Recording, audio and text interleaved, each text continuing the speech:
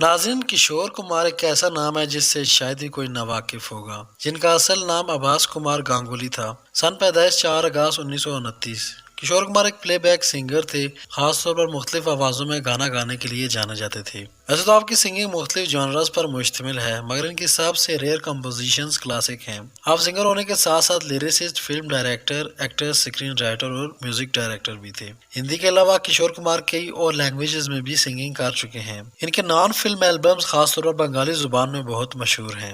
آپ نے 8 film fair awards بھی حاصل کیے بیسٹ میل پلے بیک سنگر کی کیٹیگری میں۔ انہیں سال 1985 میں مدھیہ پردیش گورنمنٹ نے لتا منگیشکر ایوارڈ سے بھی نوازا۔ آپ کھنڈوا میں بنگالی برہمن گانگولی فیملی میں پیدا ہوئے۔ ان کے فادر کنج لال گانگولی ایک وکیل تھے اور ان کی مدر کا نام گوری دیوی تھا۔ 4 بہن بھائیوں میں کشور کمار سب سے چھوٹے تھے۔ بعد ازاں اپنا سنیما کیریئر بامبے میں کورس سنگر کے طور پر شروع کیا اور یہاں ہی فلم زدی کے لیے پہلا گانا گانے کا موقع ملا اور سال 1949 میں بامبے میں سیٹل ہو گئے۔ اپنے کیریئر کے ابتدائی دور میں آپ کے ایل سیگل سے بہت انسپائرڈ تھے اور اپنی کچھ شروع کی فلموں میں کے ایل سیگل کے انداز کو ہی اپنایا تھا۔ مشہور پلے بیک سنگر احمد رشدی بھی آپ کے لیے ایک انسپریشن تھے۔ کشور کمار خاص طور پر یوڈلنگ کے لیے جانے جاتے تھے۔ بعد ازاں یوڈلنگ کا یہ انداز آپ کی سنگنگ کا ضروری حصہ ہی بن گیا۔ ان کے ایکٹنگ کیریئر کی بات کی جائے تو ان کی پہلی فلم اپیرنس 1946 میں بننے والی فلم شکاری میں ہوئی۔ سال 1946 سے 1955 تک آپ نے 22 فلموں میں کام کیا، البتہ ان میں سے 16 فلمیں فلاپ ہوں گی۔ اسی وجہ سے کشور کمار نے سنگنگ پہ فوکس کرنا ہی بہتر سمجھا۔ ناظرین، کشور کمار نے 245 گانے ایسے گائے جو محض راجیش کھنہ پر پکچرائز ہوئے، جو کہ ایک ان بیٹن ریکارڈ بھی ہے کسی بھی سنگر ایکٹر کمبینیشن کے لیے۔ During the Indian emergency Sanjay Gandhi نے کشور کمار سے انڈین نیشنل کانگریس کے لیے گانا گانے کو بھی کہا تھا، مگر آپ نے منع کر دیا۔ اس وجہ سے براڈ کاسٹنگ منسٹر ودیا چرن شکلا نے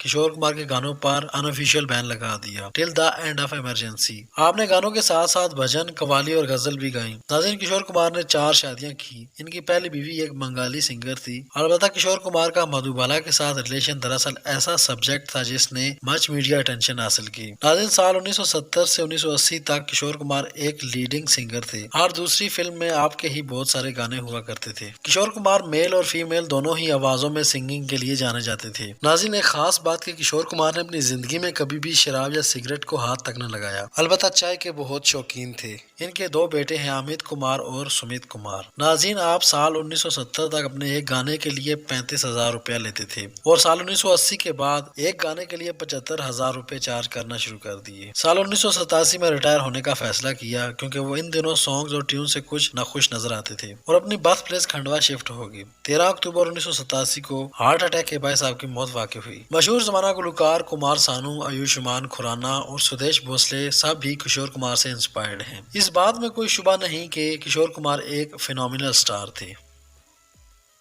ایسی مزید ویڈیوز دیکھنے کے لیے شاہوار ٹی وی کو سبسکرائب کریں۔ اس کے علاوہ اگر آپ کسی خاص ٹاپک پر ویڈیو دیکھنا چاہتے ہیں تو ضرور کامنٹ کیجیے گا۔